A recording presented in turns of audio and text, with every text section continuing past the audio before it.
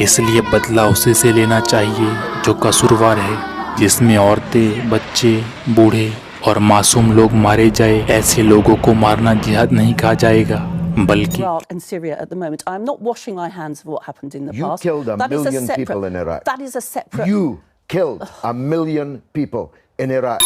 A million Iraqis are dead because you lied. My friends are dead because you lied.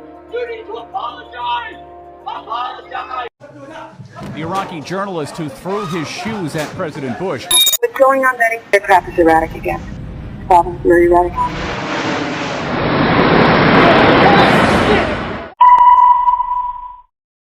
Betty, talk to me. Betty, are you there? 9/11 attack 11 सितंबर 2001 का दिन।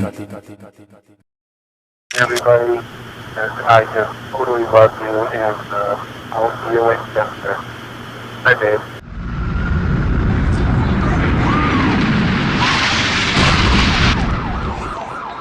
What are those people going to do? All the elevators are blocked out. इस दिन super power America के प्रधानमंत्री George W Bush अपनी राजधानी Washington DC से तकरीबन 1480 किलोमीटर दूर फ्लोरिडा के एक स्कूल में बच्चों के साथ एक प्रोग्राम शुरू कर रहे थे। जॉर्ज बुश रूम में आए और उन्होंने स्टूडेंट्स से बातचीत शुरू की। अभी बात थोड़ी ही आगे बढ़ी थी कि तभी व्हाइट हाउस के chief of staff Andrew hill card वहां आए और जॉर्ज बुश के कानों में धीरे से कुछ कहा, जिसे सुनकर प्रधानमंत्री बुश के चेहरे का रंग फीका पड़ जाता है। लेकिन प्रधानमंत्री बुश फिर अपने आप को नॉर्मल कर लेते हैं और फिर स्टूडेंट से बातचीत करने में लग जाते हैं।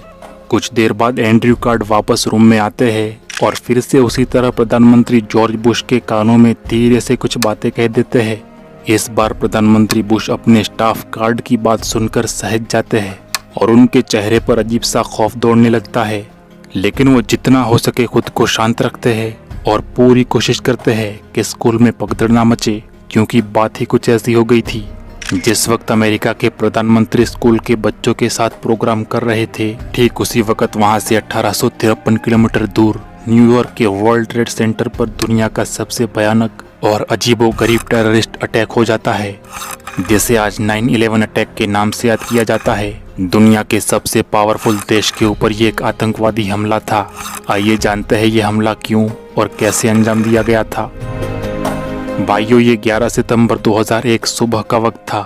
अमेरिकन एयरलाइंस की फ्लाइट 11 बोस्टन एयरपोर्ट से उड़ान भरती है और इस फ्लाइट को जाना था लॉस एंजलिस। 92 लोग इसमें बैठे हुए थे।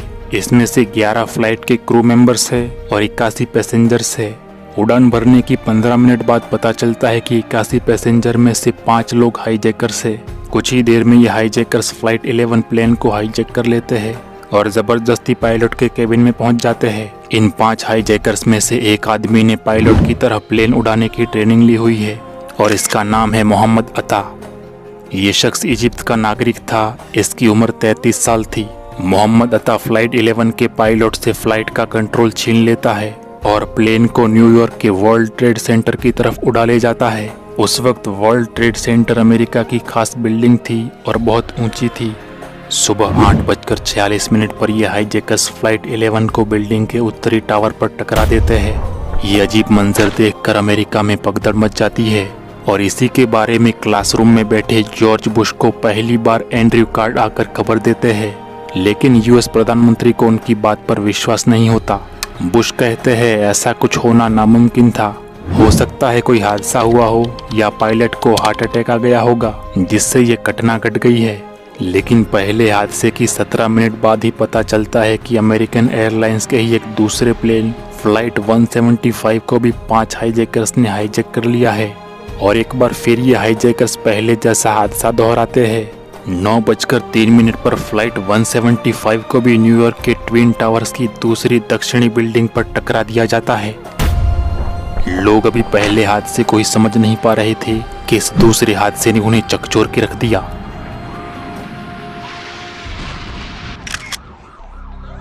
इसी वक्त प्रधानमंत्री बुश क्लासरूम के स्टूडेंट्स के साथ वाचन क्रिया कर रहे थे और एंड्रयू कार्ड दूसरी बार क्लासरूम में आकर जॉर्ज बुश के कानों में कहते हैं, A second plane hit the second tower.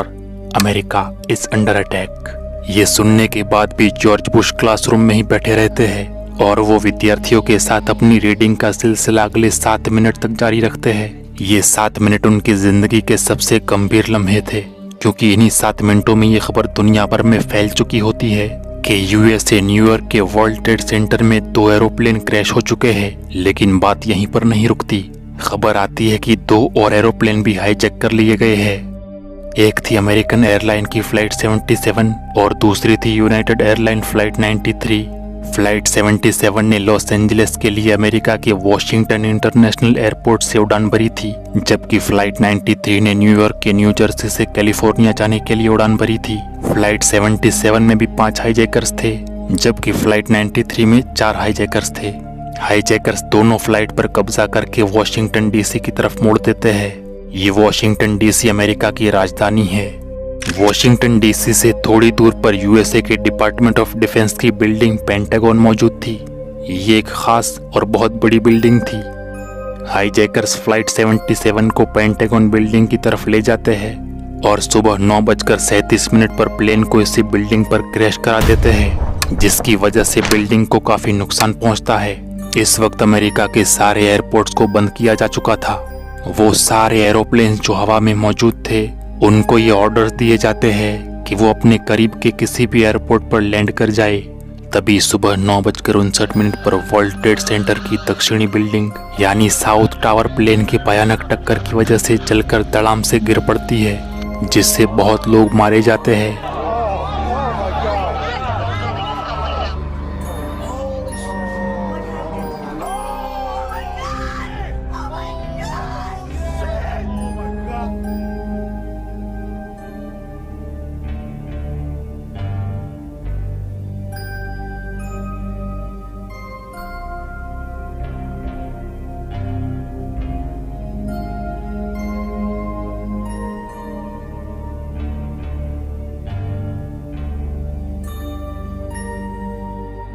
इसी बीच चौथे एरोप्लेन फ्लाइट 93 के क्रैश का डर सबको सताने लगता है। लोग अभी अंदाजा लगाते हैं कि ये एरोप्लेन व्हाइट हाउस या यूएस कैपिटोल में क्रैश कराया जा सकता है। व्हाइट हाउस यूएसए के प्रधानमंत्री का निवास स्थान है और यूएस की Capitol building US federal government की लेजिस्लेटिव सीट है, यानी जैसे इंडियन पार्लियामेंट है वैसे ही यूएस की हिल कैपिटल बिल्डिंग है। यूएस की इन दोनों बिल्डिंग्स में से किसी पर भी प्लेन को क्रैश कराना ये बहुत बड़ी घटना हो सकती थी, लेकिन ऐसा कुछ होता नहीं है, क्योंकि फ्लाइट 93 में मौजूद पैसेंजर्स को ये बात पता चल गई थी कि उनका प्लेन हाईजैक हो चुका है। कहा जाता है कि शायद उन्हें ये अंदाजा हो गया था कि उनका प्लेन भी क्रैश करा दिया जाएगा, जिसके बाद उन्होंने हाईजैकर से लड़ना शुरू कर दिया और इसी की वजह से फ्लाइट 93 अपने टारगेट पर नहीं पहुंच पाई और पेंसिल्वेनिया के खेत में क्रैश हो गई और सब लोग मारे गए। यहीं पर बस नहीं, इस तरफ सुबह 10:28 पर वर्ल्ड ट्रेड सेंटर की पहली यानी उत्तरी बिल्डिंग भी धड़ाम से गिर पड़ती है, जिससे बहुत ज्यादा लोग मारे जाते हैं।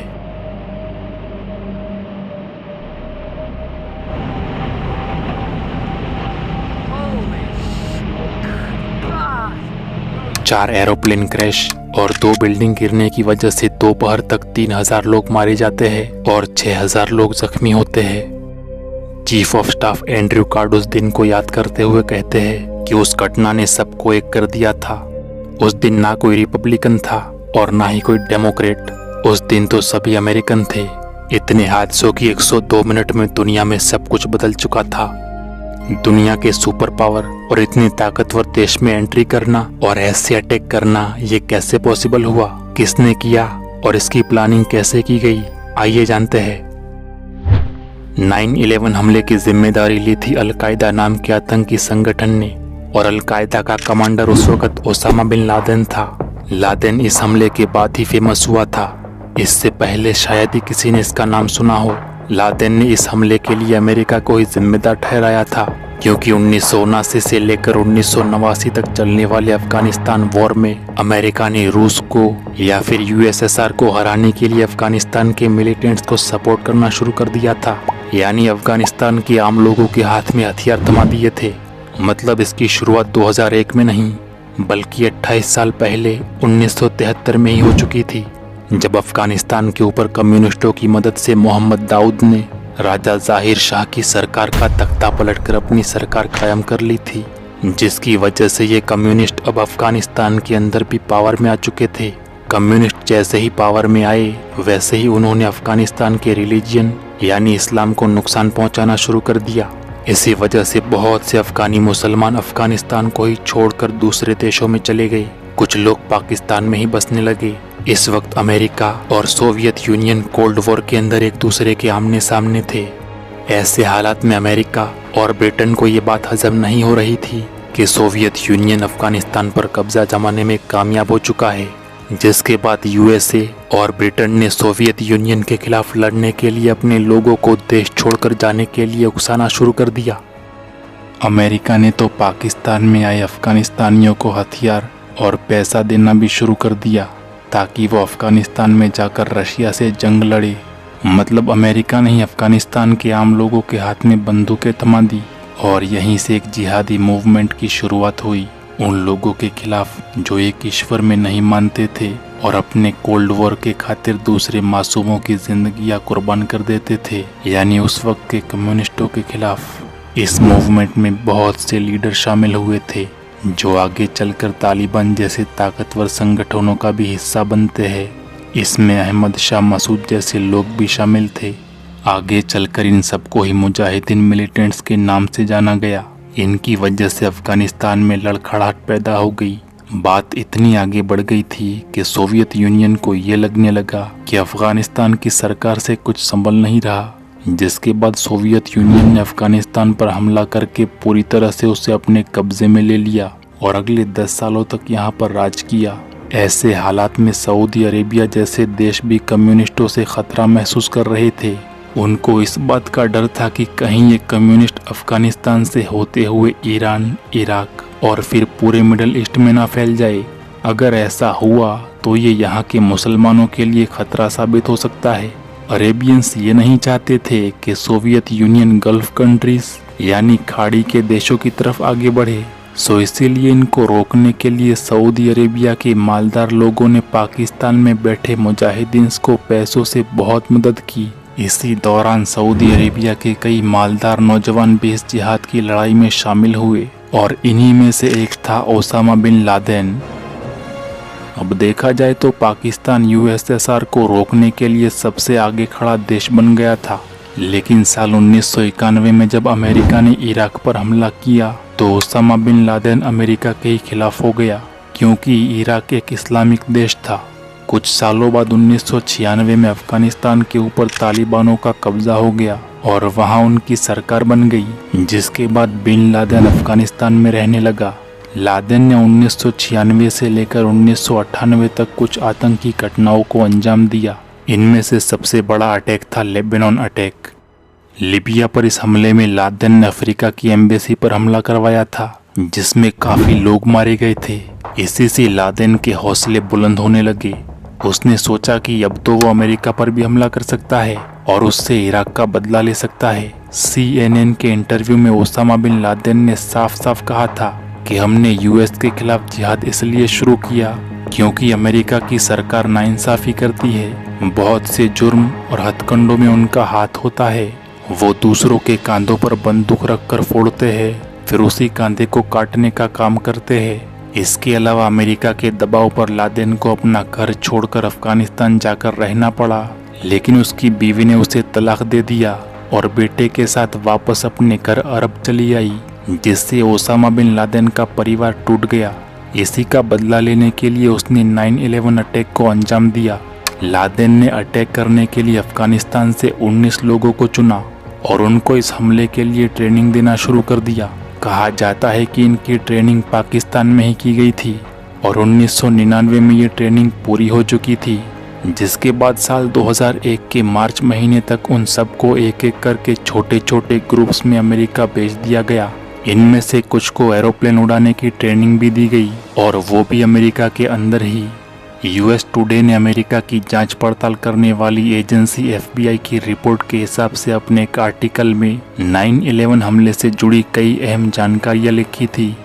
इस आर्टिकल में लिखा गया था कि हानी हंजूर और नवाफ अल हाजमी नाम के 2 आतंकी हमले से बहुत पहले ही अमेरिका पहुंच गए थे। ये न्यू जर्सी के अंदर आम लोगों की तरह रह रहे थे। हंजूर ने तो प्लेन उड़ाना भी यहीं पर सीखा था। इन दोनों आतंकियों ने किसी भी तरह की फेक आईडी का इस्तेमाल बिल्कुल नहीं किया, ना ही इन्होंने अपनी पहचान छुपाई, बल्कि ये लोग अमेरिका में एक आम इंसान की तरह ही रहते थे। सारे 19 आतंकियों ने क्लियर कट डॉक्यूमेंटेशन के साथ ही अमेरिका में एंट्री की थी और वीज़ा भी इनके पास एकदम लीगल था। हालांकि इनमें से 2 आतंकी ऐसे थे जो अमेरिकन एजेंसी के रडार पर थे। CIA को पता था कि खालिद अल मेहदार और नवाफ अल हाजमी दोनों अल-कायदा की ऑपरेटिव्स है। CIA ने इन दोनों को मिडल ईस्ट से मलेशिया और मलेशिया से थाईलैंड तक ट्रैक भी किया, लेकिन CIA ने ये जानकारी FBI को नहीं दी। इसके अलावा अल-कायदा के चीफ ओसामा बिन लादेन की धमकी के बारे में भी सबको मालूम था। अमेरिकन एजेंसीज को भी ये पता था कि 5 जनवरी साल 2000 में मलेशिया के अंदर हुई मीटिंग में हमला करने की प्लानिंग की गई है। FBI के कई स्पेशल एजेंट्स तो आज भी इस बात पर सवाल उठाते हैं कि आखिर CIA ने FBI को इतनी अहम जानकारी क्यों नहीं बताई। इसके बारे में किसी को कुछ नहीं पता, लेकिन अमेरिका की इस बड़ी लापरवाही की वजह से अल-कायदा ने इतने बड़े और भयानक हमले को अंजाम दिया। फिर इस हमले के बाद क्या हुआ?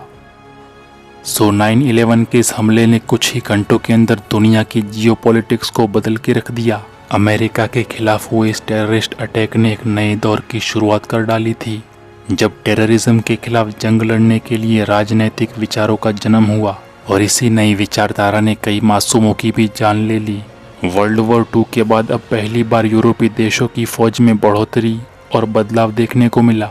9/11 हमले के 9 दिन बाद 20 सितंबर 2011 को यूएस के प्रधानमंत्री जॉर्ज W. बुश ने आतंकवाद के खिलाफ वॉर ऑन टेरर का ऐलान कर दिया, यानी आतंकवाद के सामने जंग छेड़ दी।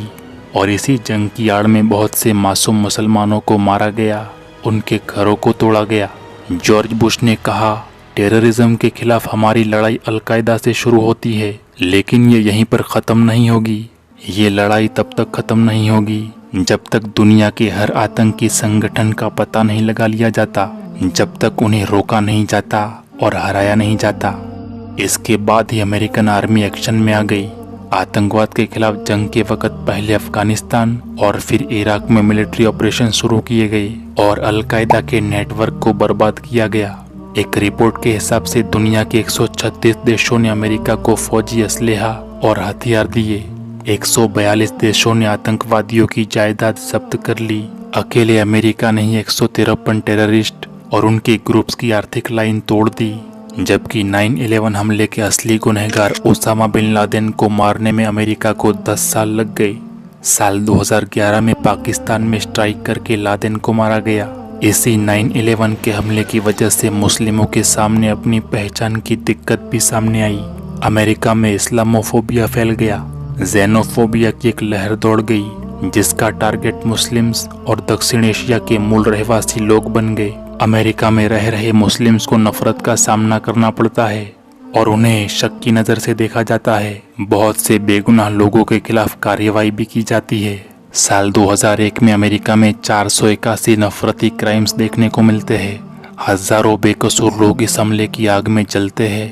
पूरी दुनिया में इस पर चर्चा की गई, यहाँ तक कि उस वक्त अमेरिका में रह रहे हिंदुस्तानी सिखों को भी मुसलमान समझकर मारा जाता है, जिसकी वजह से टेररिज्म को और भी बढ़ोतरी मिलती है और बहुत से लोग गुस्से में आकर आतंकवादी संगठन ज्वाइन करने लगते हैं, क्योंकि उन्हें यही लग रहा था कि उनके साथ हो रही नाइंसाफी से लड़ने का यही एक तरीका है। अमेरिका का वॉर ऑन टेरर मासूमों के लिए जुल्म की लाठी बन गया। माय नेम इज खान और न्यूयॉर्क जैसी फिल्मों में इस चीज़ को अच्छे से दर्शाया गया है। तो दोस्तों, ये थी 9/11 की घटना या 9/11 का टेररिस्ट अटैक, जिसने दुनिया पर अपना गहरा असर डाला। इसकी वजह से दुनिया में बहुत से मासूम मारे गए। अमेरिका के वॉर ऑन टेरर की आड़ में बहुत से मासूम मुसलमानों को कई सालों तक टॉर्चर किया जाता रहा, जबकि असल गुनहगार, असल आतंकवादी संगठन आज भी कई तरह से कायम है। इन आतंकवादियों के किए हमले की सजा जब बेकसूर मुसलमानों को दी जाती है, तो फिर इन्हीं में से बहुत से मुसलमान आतंकवादियों को ही अपना दोस्त और मदद करने वाला मान बैठते हैं और टॉर्चर करने वालों को अपना दुश्मन। इसलिए बदला उसी से लेना चाहिए जो कसूरवार है। बेकसूर से लिया बदला और मासूमों पर किया गया जुल्म हमेशा किसी न किसी नई तबाही को दावत देता है। और एक बात ये कि ये जिहाद जालिमों के खिलाफ किया जाता है, बुरे लोगों के खिलाफ किया जाता है, जिसमें औरतें, बच्चे, बूढ़े और मासूम लोग मारे जाए जिनको अपनी जिंदगी के अलावा किसी चीज़ की कोई खबर ही नहीं थी। ऐसे लोगों को मारना जिहाद नहीं कहा जाएगा, बल्कि इसे कत्ल, मर्डर या आतंकवादी हमला माना जाएगा, जिसकी किसी धर्म के अंदर कोई जगह नहीं। खैर, मेरी बातें समझ में आई हो तो वीडियो को शेयर कीजिए, चैनल को सब्सक्राइब कीजिए। मिलता हूँ अगली किसी वीडियो में, तब तक के लिए अल्लाह की अमान में रहे। अस्सलाम वालेकुम। Iraq and Syria at the moment. I'm not washing my hands of what happened in the You past. killed a That is million separate, people in Iraq. That is a separate. You killed a million people in Iraq. It's incredible that you have the brass neck to be sitting here now urging another Iraq war. George. Mr. Bush, when are you going to apologize for the million Iraqis that are dead because you lied? You lied about weapons of mass destruction. You lied about connections to 9/11. You lied about Iraq being a threat. You sent me to Iraq. You sent me to Iraq.